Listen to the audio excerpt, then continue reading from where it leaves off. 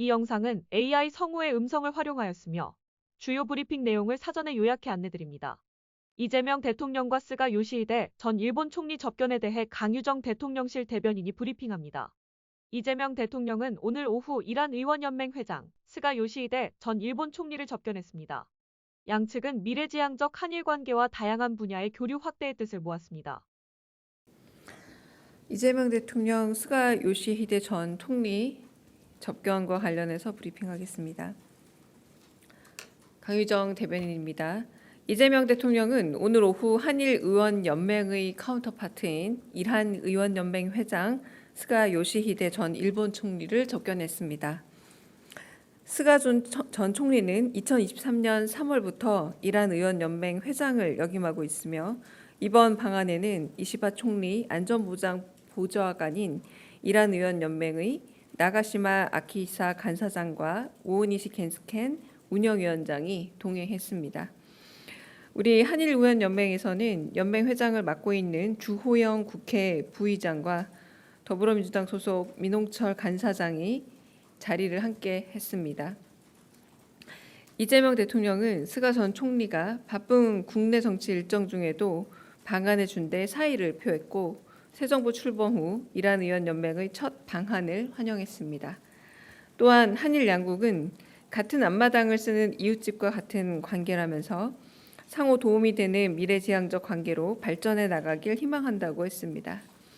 스가 전 총리는 이 대통령의 취임을 축하한 후 이란 의원연맹을 비롯한 일본 정계 모두가 국교 정상화 60주년을 맞이하는 뜻깊은 해에 한일 관계가 양국 정상의 리더십 아래 안정적으로 발전하는 데 초당적 공감대가 있다며 평가하면서 앞으로도 양국 관계 발전을 위해 일본 국회 차원의 지원을 아끼지 않겠다고 말했습니다. 이 대통령과 스가 전 총리는 양국이 경제, 사회, 문화 등 다양한 분야에 걸쳐 교류와 협력을 확대 심화해 나갈 필요가 있다는 데 뜻을 같이 하고 현재의 엄중한 국제 정세 하에서 양국이 국익을 함께 증진해 나갈 수 있도록 앞으로도 각계각층에서 긴밀히 소통해 나가자 했습니다. 이상입니다. 참고해서 말씀을 드리자면요. 한일의원연맹은 주호영 국민의힘 의원이 회장을 맡고 있고 민홍철 더불어민주당 의원이 간사장을 맡고 있습니다. 그러니까 한의원연맹은 일본 쪽의 의원연맹인 겁니다. 그러니까 한일에 있어서 그 부분에 대한 오해가 없으시기를 바랍니다. 네, 혹시 질문 있으실까요? 네.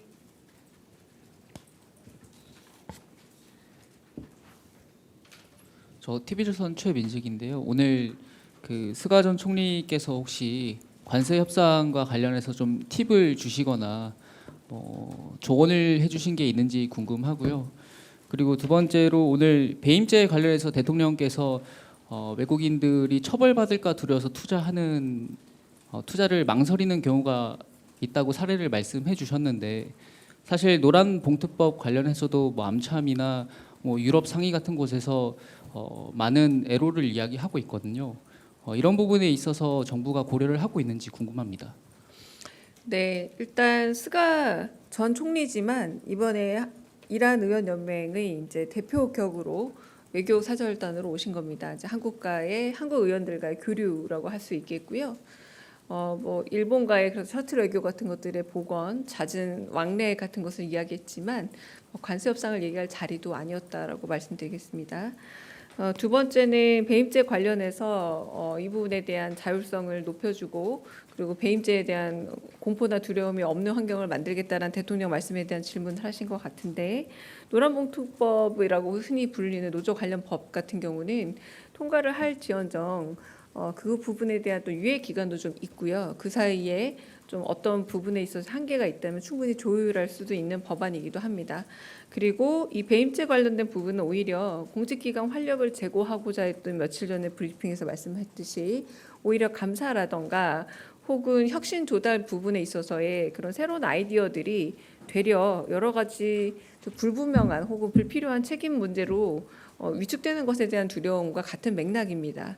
스타트업 같은 경우에도 두 번째 스타트업, 그러니까 한 번 실패하더라도 두 번째 재기가 가능하게 해야 된다라는 같은 거의 맥락에서 좀 자율성 제고를 위한 방안이라고 보시면 되겠습니다. 다른 질문 또 있으실까요? 죄송한데 저 뒤에 먼저 손 들으셔가지고요. 네. 네, 안녕하십니까. 요미우리 황웅재입니다. 혹시 그 셔틀 외교 관련돼 가지고 대통령께서 속히 일본에 와주셨으면 좋겠다는 이런 초청할 수 있는 그런 스가 총리가요? 예. 그런 입장인지는 모르겠습니다만 네네. 그런 말씀이 있으셨는지와 또 하나는 북한 관련돼 가지고 혹시 논의하신 게 있는지, 그 마지막으로 한미일 안보 협력 관련돼서 이 인도 태평양 전략 같은 부분에 대한 아마 어려우셨을 그 자리가 아닐 수도 있습니다만 그런 논의가 혹시 있으셨는지 궁금합니다. 네, 제가 비공개 대화 중에 한 일화를 말씀드리자면 원래는 지난해에는 한국에서 축구 대회를 하고 올해는 일본에서 하던 거, 이거 좀 바뀔 수도 있습니다. 하여튼 서로 의원들이 축구를 서로 하는데 한국의 실력이 월등하다 뭐 이런 얘기가 오가는 자리였습니다. 그러니 관세라던가 뭐 이렇게 조금 혹시 조금 민감할 수 있는 이야기들은 오가지 않고 외교적으로 훈훈한 이야기들이 오간 자리였다라고 보시면 될 듯합니다. 네. 다른 질문도 있을까요? 네. 안녕하세요. 프레시안 박정현입니다. 이 대통령께서 미국, 일본 등에 머무르고 있는 장관들과 화상회의를 관세협상 관련해서 화상회의를 했다는 보도가 나왔는데 회의를 하셨는지, 그리고 하셨다면 어떤 내용을 좀 하셨는지 말씀해 주실 수 있는 범위 내에서 부탁드립니다. 네, 제가 알기로 3시 이후부터 화상회의는 있었다는 걸로 알고 있고요. 곧 서면 브리핑 형태로 정책실에서 브리핑이 나올 거니까 좀 기다려 주시면 될 듯합니다. 다른 질문 있으실까요? 네. 네, 대변인님 JTBC 이승환 기자입니다. 오늘 스가 전 총리 만남에서 혹시 이제 셔틀 외교 복원을 지난 한일 정상회담 때 얘기를 하셨다 보니까 대통령께서 방일하는 일정에 대해서 혹시 좀 논의하신 부분이 있는지 궁금합니다. 그런 부분을 이제 구체적으로 말씀하진 않았고요. 셔틀 외교에 대해서 G7에서도 서로 이야기를 나눴고, 그래서 일본의 이시바 총리와도 그런 얘기를 나누고 있지만 현재로서는 얼마 전에 참여 선거가 좀 마무리되지 않았습니까? 그래서 그런 부분에 있어서 현실적으로 바로 제기하는 데는 조금 어려움이 있더라, 뭐 이런 얘기들은 좀 나누셨습니다. 근데 곧 뭐 복원되거나 이렇게 좀 서로 왕래가 있지 않을까 생각은 들었습니다. 네.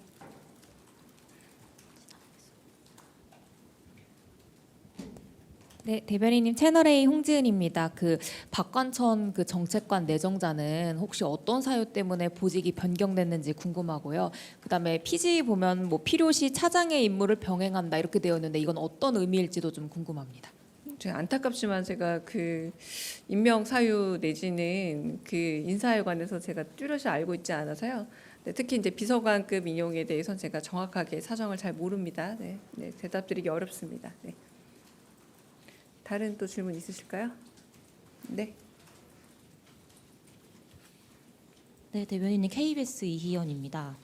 관세 협상 관련해서 정책실장님도 좀 설명을 해주셨지만 또 오늘 또 이제 러트닉 상무장관이 우리 정부의 최선의 최종적인 안을 가져오라고 했는데 이에 대해서 또 오늘 대통령실 내에서 이런 제안과 관련해 좀 부정적인 기류가 있었다는 보도도 있었어서 좀 관련해서 좀 설명해 주실 수 있는 부분이 있으면 좀 설명해 주시면 감사하겠습니다. 부정적인 기류나 이런 것들은 제가 안에 있어서 잘 모르겠고요. 일단 아까 말씀드렸다시피 먼 곳에 계신 분들하고 같이 화상으로 연결해서 회의가 진행된 걸로 알고 있고요. 그래서 그 결과에 대해서 곧 서면 브리핑이 나오니까요. 이제 그 서면 브리핑을 보시는 게 가장 정확하지 않을까 싶습니다. 네. 다른 또 질문 있으실까요? 네.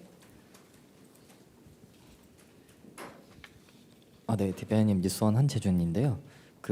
스가 전 총리가 이렇게 연맹 회장 자격으로 오긴 했지만 저희 대통령과의 만난 자리에서 혹시 이시바 현 총리의 메시지를 전달하거나 좀 그런 것도 비공개해서 좀 있었을지 궁금합니다.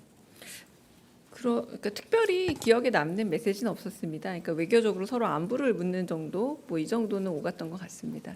네. 다른 질문 없으면 여기서 마치겠습니다.